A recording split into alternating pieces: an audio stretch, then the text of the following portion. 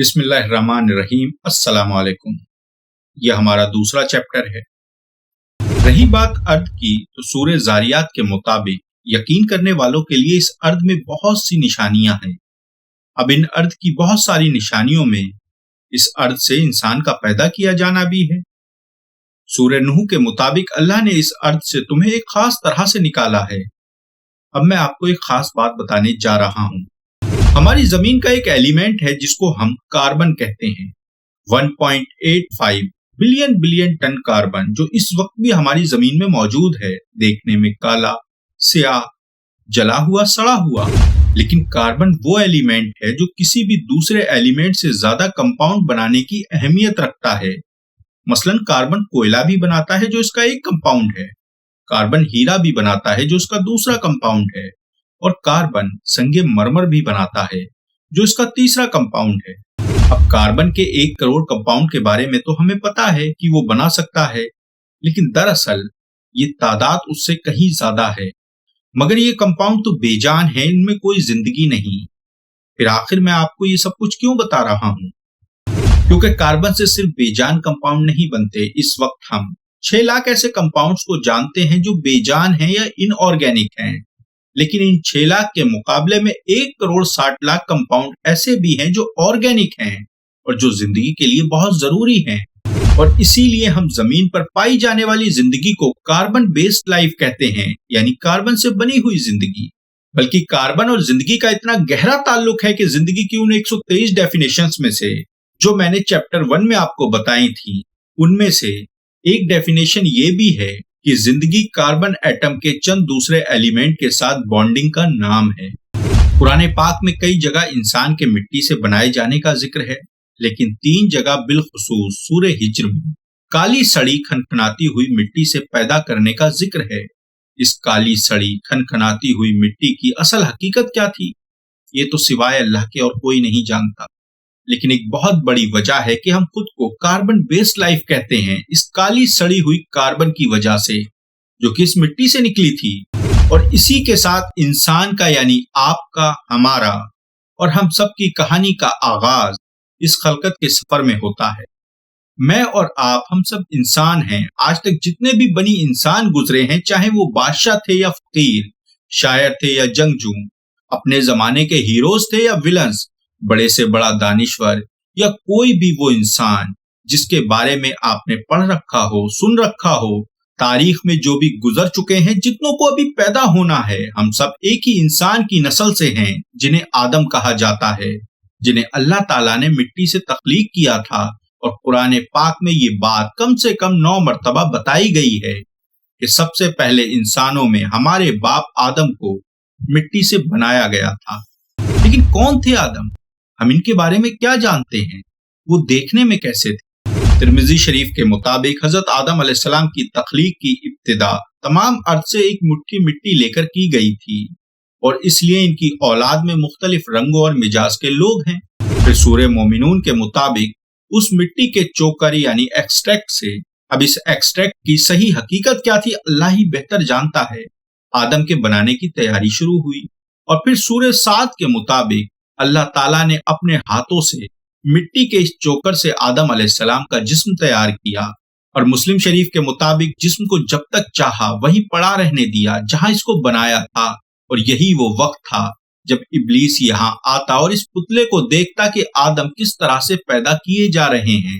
بلکہ ابن عباس رضی اللہ تعالیٰ عنہ کہتے ہیں کہ وہ پتلا 40 دن تک وہیں پڑا رہا تھا۔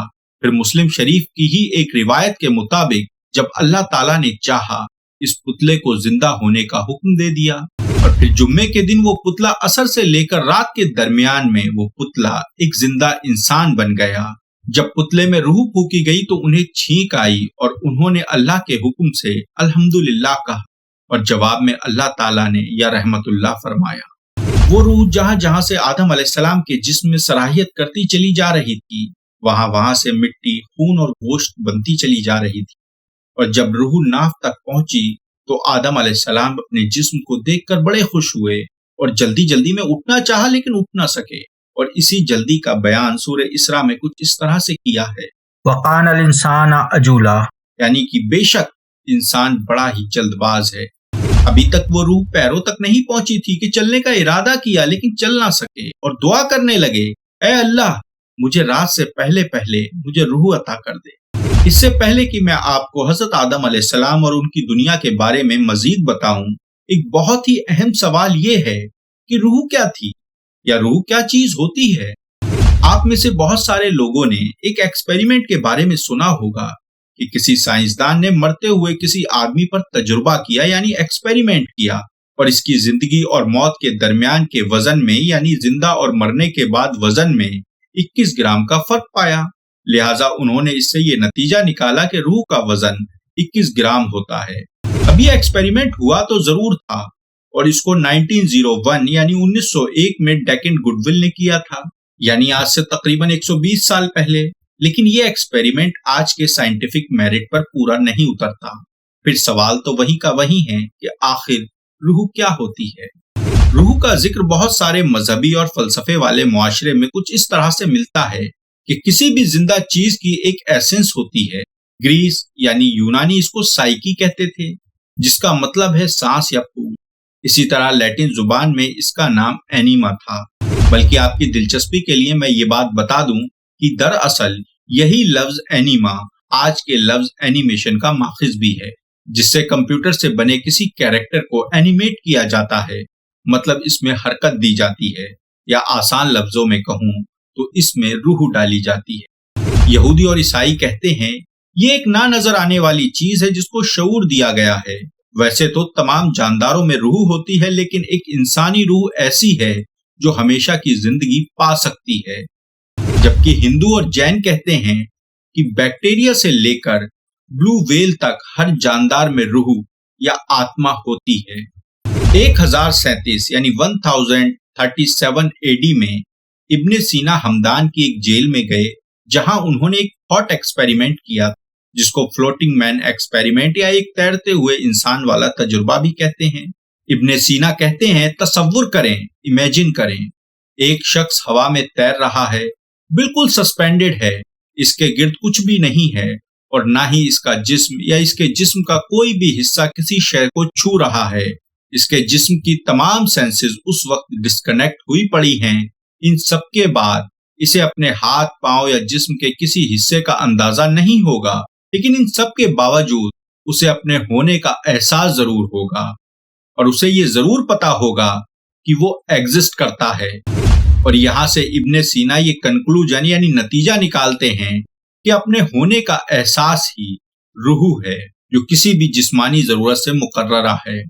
इब्ने सीना के इस थॉट एक्सपेरिमेंट को बड़ी ही शोहरत मिली थी और बाद में इनके इस नजरिए को 15वीं सदी के एक फ्रेंच फिलोसोफर ने आगे बढ़ाया था। लेकिन रूह का कॉन्सेप्ट इब्ने सीना से कहीं ज्यादा पुराना है। 3000 साल पहले किताबों में इसका जिक्र है। मसलन तुर्की से मिला तकरीबन 2800 साल पुराना एक कतबा, जिसे कतुम्बा स्टेला भी कहते हैं, इस पर लिखा हुआ था, ये कतबा मेरी रूह की खुशी के लिए है। अरस्तु यानी एरिस्टोटल ने भी इस सवाल पर बहुत गौर किया था कि रूह क्या होती है, और इसके मुताबिक रूह वो मादा है जो ये फैसला करता है कि हम अपनी जिंदगी कैसे जिएंगे। एरिस्टोटल के मुताबिक हर जिंदा चीज में रूह होती है, यहाँ तक कि पौधों और दरख्तों में भी। लेकिन वो ये भी कहता है कि पौधों और दरख्तों की रूह सिर्फ नस्ल के बारे में सोचती है, जानवरों की रूह सिर्फ नकल और हरकत यानी मूवमेंट के बारे में सोचती है। साथ ही एरिस्टोटल ये भी कहता है कि बस इंसानी रूह है जो इन सबसे बढ़कर यानी सही और गलत का फर्क रखती है। अब मुझे जाती तौर पर एरिस्टोटल की ये बात इसलिए सही और दुरुस्त लगी क्योंकि इसकी ये बात सिलसिलतुल सहिया की एक हदीस कंफर्म करती है। एक मर्तबा साहबा इकराम ने आप सल्लल्लाहु अलैहि वसल्लम से पूछा, या रसूल अल्लाह सल्लल्लाहु अलैहि वसल्लम, क्या हमारे लिए चौपाओं के साथ नेकी में भी कोई अजर है? इस पर आप सल्लल्लाहु अलैहि वसल्लम ने फरमाया कि तुम्हारे लिए हर जी रूह में अजर है, यानी कि जानवरों में रूह होती है। फिर ये दूसरी हदीस जो हजरत इब्ने अब्बास रजी अल्लाह ताला अन्हु से मरवी है कि आप सल्लल्लाहु अलैहि वसल्लम ने मुर्गियों के हवाले से फरमाया था कि कोई भी वो चीज जिसमें रूह हो, इसे तकलीफ का निशाना ना बनाओ। अब ये दोनों हदीस, ये दोनों रिवायात इस बात को सपोर्ट करती हैं कि हर जिंदगी के पीछे एक रूह है, वो सांस जो हर जिंदा चीज में फूंका जाता है। लेकिन इंसान की रूह को जिंदगी के साथ साथ ایک اور خاص چیز بھی دی گئی تھی، اور وہ چیز ہے نفس۔ نفس ہی وہ چیز ہے جو ہم سے تقاضے کرتا ہے۔ نفس کے لیے قرآن اور حدیث میں اتنی ڈیٹیلز موجود ہیں کہ اس کے لیے الگ سے کئی چیپٹرز لکھنے پڑ سکتے ہیں۔ اس لیے ابھی کے لیے میں آپ کے سامنے نفس کے بارے میں بس اتنا ہی ذکر کرنا چاہوں گا کہ ایک آدمی بہت ڈرا ہوا آپ صلی اللہ علیہ وسلم کے پاس آیا اور کہا، یا رسول اللہ صلی اللہ علیہ وسلم، میری نفس میں بعض ایسی باتیں آ جاتی ہیں جن کے متعلق میں سوچنے کے بجائے آسمان سے گر جانا زیادہ پسند کرتا ہوں۔ آپ صلی اللہ علیہ وسلم نے اسے تسلی دیتے ہوئے کہا کہ یہی تو ایمان ہے۔ نفس انسان کو ملی ایک بہت ہی طاقتور اور خطرناک خاصیت ہے۔ البتہ روح قرآن پاک کے مطابق 5 مرحلوں یعنی لیبل سے گزرتی ہے۔ پہلی اسٹیج سورہ اعراف میں ہے، وہ اسٹیج جو ہماری روح نے عالم ارواح میں گزاری تھی، جہاں ہم نے اللہ رب العزت سے ایک عہد بھی کیا تھا کہ ہم گواہی دیتے ہیں آپ ہی ہمارے رب۔ وہ عظیم عہد جس کا نام بھی سورہ اعراف میں ہے، عہد الاصل۔ دوسری اسٹیج سورہ سجدہ میں ہے، وہ اسٹیج جو ہماری روح نے ہماری ماں کے پیٹ میں گزاری، جہاں پہلی مرتبہ وہ ہمارے جسم میں پھونکی گئی تھی۔ جامع ترمذی کے مطابق آپ صلی اللہ علیہ وسلم نے ارشاد فرمایا کہ ہر شخص اپنی ماں کے پیٹ میں 40 دن تک نطفے کی شکل میں رہتا ہے، پھر اتنے ہی دن علقہ کی شکل میں رہتا ہے یعنی خون کی شکل میں، اور پھر اتنے ہی دن ملغہ یعنی گوشت کے لوتھڑے کی شکل میں، اور پھر اللہ کے حکم سے ایک فرشتہ آ کر اس کے اندر روح پھونک دیتا ہے، اور اسی وقت اللہ کے حکم سے اس روح کے لیے 4 چیزیں لکھ دی جاتی ہیں: اس کا عمل، اس کا رزق، اس کی موت، اور اس کا نیک بخت اور بدبخت ہونا۔ تیسری سٹیج وہ ہے جس کے متعلق پورے قرآن پاک میں آیات موجود ہیں، یعنی کہ وہ سٹیج جس سے ابھی ہماری روح گزر رہی ہے، میری، آپ کی، ہم سب کی، یعنی ہماری اس دنیا کی زندگی۔ چوتھی سٹیج سورہ مومنون میں ہے کہ جب ہمارے جسم کو موت آ جائے گی، یہ برزخی زندگی، ایک انتظار جہاں سے ہماری روح کی واپسی ناممکن ہے۔ ہمارے جسم سے روح نکلنے کے واقعات بڑے حیران کن ہیں۔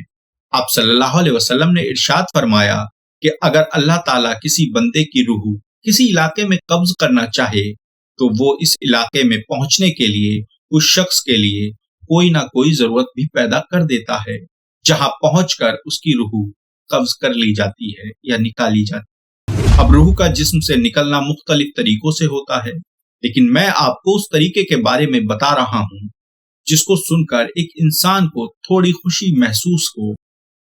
آپ صلی اللہ علیہ وسلم کی وفات کے بعد طلحہ بن عبید اللہ رضی اللہ تعالی عنہ بہت اداس اور پریشان رہا کرتے تھے، اور ایک دفعہ انہوں نے اپنی اس پریشانی اور غم کا ذکر حضرت عمر فاروق رضی اللہ تعالی عنہ سے کیا۔ طلحہ رضی اللہ تعالی عنہ کہتے ہیں کہ ایک مرتبہ میں نے رسول اللہ صلی اللہ علیہ وسلم کو ایک بار کہتے سنا تھا کہ میں ایک ایسا کلمہ جانتا ہوں کہ اگر کوئی شخص اس کلمے کو اس کی موت کے وقت پڑھ لے تو اس کی روح اس کے جسم سے نکلتے ہی رحمت اس کے خون میں چلی جائے گی، مگر افسوس کہ میں آپ صلی اللہ علیہ وسلم سے وہ کلمہ پوچھ نہ سکا، اور یہی وہ وجہ ہے جس نے مجھے غمزدہ کیا ہوا ہے۔ اس پر حضرت عمر فاروق رضی اللہ تعالیٰ عنہ نے کہا کہ میں جانتا ہوں وہ کلمہ کون سا ہے۔ وہ کلمہ ہے جسے نبی پاک صلی اللہ علیہ وسلم نے اپنے چچا ابو طالب کو پیش کیا، لا الہ الا اللہ۔ انفیکٹ آپ صلی اللہ علیہ وسلم نے فرمایا کہ اپنے مردوں کو لا الہ الا اللہ کی تلقین کیا کرو، کیونکہ اس کی وجہ سے مومن کی روح پسینے کا قطرہ ٹپکنے کی طرح نرمی سے نکل جاتی ہے، اور روح کے اس طرح سے نکلنے پر سورہ فجر میں بہت ہی پیاری آیات کہ اے اطمینان والی روح، اپنے رب کے پاس اس طرح لوٹ چل کہ تو اس سے راضی، وہ تجھ سے راضی۔ اس لیے نیک روح کو نکالنے والے فرشتے بار بار اسے کہتے ہیں کہ اے پاک روح باہرہ، تو تو تعریف کے قابل ہے، تجھے سکون اور خوشبوؤں کی خوشخبری ہو، تیرا رب تجھ سے ناراض نہیں ہے۔ وہ فرشتے اس بات کو بار بار کہتے ہیں یہاں تک کہ وہ روح باہر آ جاتی ہے اور پھر اسے آسمان کی طرف لے جایا جاتا ہے۔ ابو سلمہ رضی اللہ تعالی عنہا کی وفات کے وقت ان کی آنکھیں اوپر اٹھ چکی تھیں۔ آپ صلی اللہ علیہ وسلم تشریف لائے، ان کی آنکھوں کو بند کیا اور فرمایا کہ جب روح جسم سے نکالی جاتی ہے تو انسان کی نظر اسی روح کے پیچھے جاتی ہے۔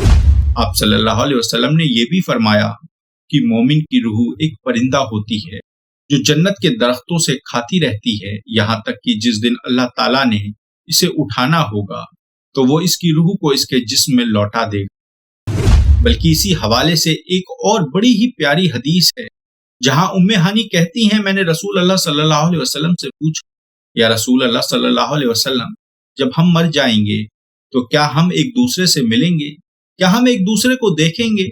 इस पर आप सल्लल्लाहु अलैहि वसल्लम ने जवाब दिया कि तमाम रूहों को परिंदों की शक्ल दे दी जाती है, वो दरख्तों में खाती रहती हैं और कयामत के दिन हर रूह दोबारा अपने जिस्म में दाखिल हो जाएगी।